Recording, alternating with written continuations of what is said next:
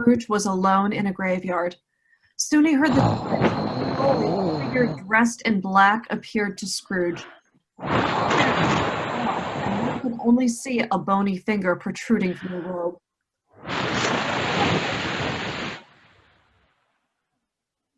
I am in the presence of the ghost of Christmas. And you are about to show me shadows of the things that have not happened, but will happen in the time before us. Through everything, the spirit only nodded in the affirmative, but did not speak at all. Ghost of the future, I fear you more than any spectre I have seen. But as I know, your purpose is to do me good. I hope to live to be a better man than what I was. I am prepared to bear you company, and do it with a thankful heart. The figure still didn't speak, but pointed his bony finger toward a direction. You know, night is waning fast, and it is precious time to me. I know. The spirit led Scrooge into the city. The day was very murky and rainy, and they came upon a few people speaking in front of a bank. Now, I don't know much about it either way. I only know he's dead. When did he die? Last night, I believe. Why? What was the matter with him? Does that matter? No, I thought he'd never die. God knows. What has he done with his money? I haven't heard. Left it to his company, perhaps? He hasn't left it to me, that's all I know. It's likely to be a very cheap funeral. For, upon my life, I don't know of anybody to go to it. Suppose we make up a party and volunteer. I don't mind going if a lunch is provided. Well, I'm the most disinterested among you. After all, for I never wear black gloves and I never eat lunch. But I'll offer to go if anybody else will. You know, now that I think of it, I'm not sure at all that I wasn't his most particular friend. We used to stop and speak whenever we met. And it's all decided. Scrooge looked to the spirit for an explanation. Are you? Oh, how are you doing? Yeah. Old Scratch is gone on his own at last, eh? So I'm told. Cold, isn't it? Seasonable for Christmas time. You're not a skater, I suppose? Nah, sorry. Business on my mind. Good day. Scrooge looked to the spirit again for an explanation. Where 3 people were rummaging through private assets.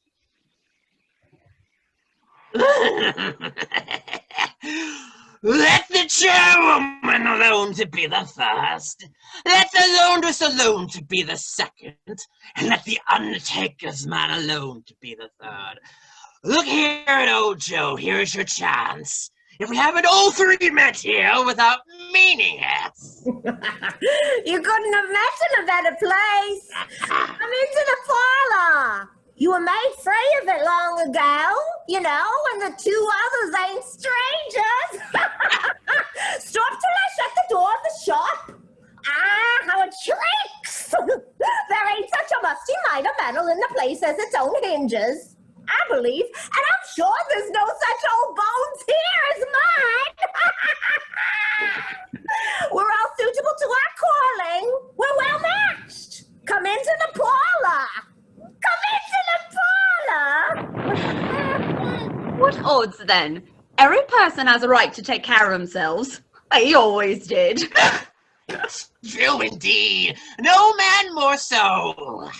Why then don't stand staring as if you were afeard. Who's the wiser? We're not going to pick holes in each other's coats, I suppose. No, indeed, we should hope not. Very well then. That's enough. Who's the worse for the loss of a few things like these? Not a dead man, I suppose.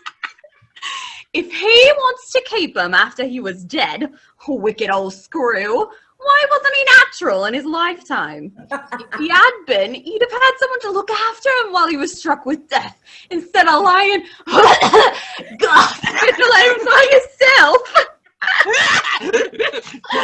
True words I never spoken before or since.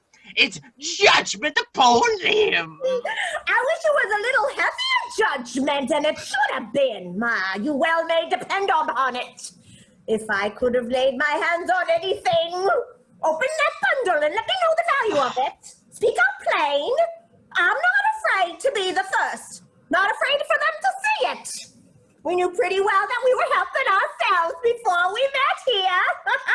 I believe it's not sin. What? Big curtains?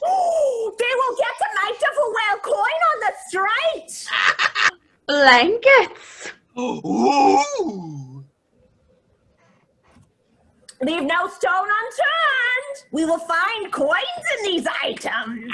This is our trade. We ain't to misbehave. Let's keep coming. This is the end of it, you see. He frightened everyone away from him when he was alive to profit us when he was dead. The spirit moved Scrooge out of the bedroom into a pool of darkness. Spirit, I see. I see. The case of this unhappy man might be my own.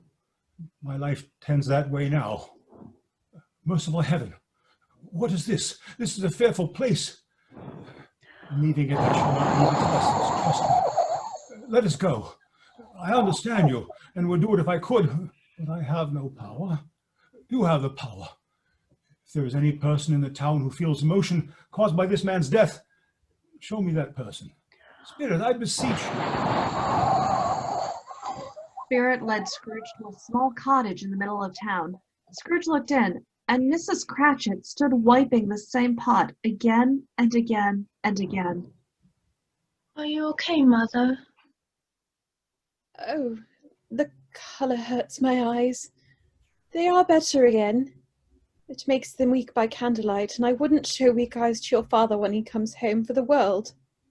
It must be near his time. Past it, rather. I think he has walked a little slower than he used these last few evenings, Mother. I have known him walk with Tiny Tim upon his shoulder very fast indeed. And so have I. So have it.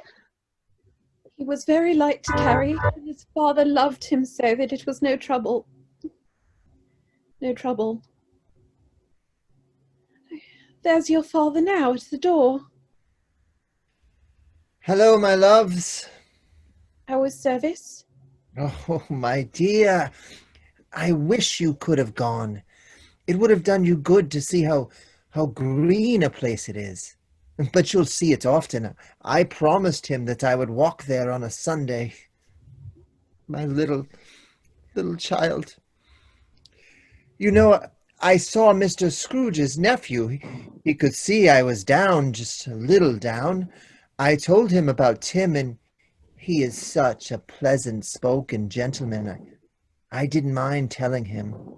And he said, I am heartily sorry for it, and I am heartily sorry for your good wife. But how he ever knew that, I don't know. Knew what, my love? That you are a good wife. I'm sure he's a good soul. I am sure we shall none of us forget Tiny Tim, and I know, my dears, that when we recollect how patient and how mild he was, though he was a little child, we shall not quarrel easily among ourselves and forget poor Tiny Tim in doing it. My dears, my love, I love you all. I love you, Bob. Something informs me that our parting moment is at hand. I know it, but I do not know how. Tell me, who that man lying dead was. Spirit waved his bony hand, and the graveyard where they began appeared around Scrooge. His bony hand stretched towards a tombstone. Before I draw nearer to that stone to which you point, answer me one question. Are these the shadows of the things that will be? Or are they the shadows of things that may be only? Men's courses will foreshadow certain ends to which If persevered in, they must lead. But if the courses be departed from, the ends will change. Say it is thus with what you show me. Closer and saw his own name written on the stone. Am I the man who lay upon the bed? No, no, spirit! Oh no! Hear me! I am not the man I was. I will not be the man I have been, but for this intercourse. Why show me this if I am past all hope? Good spirit, your nature intercedes for me and pities me. Assure me that I may change these shadows that you have shown me by an altered life. I will honor Christmas in my heart and try to keep it all the year. I will live in the past, the present, and the future.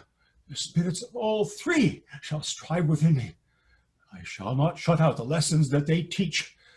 Oh, tell me that I may sponge away the writing on this stone. Jacob Marley. On the wings of wind, captive bound in double iron. That chain must be long now. No, no, please let me live, my friend, please. An insult, I say to you, Scrooge, that you look me in the face and plead for more life. I have learned. I swear I have learned. I can change, Molly. Spirit! Spirit! This feels like a great place to take a break. We'll be right back with the rest of the Christmas Carol. We will be right back with TCS Radio and the conclusion of A Christmas Carol.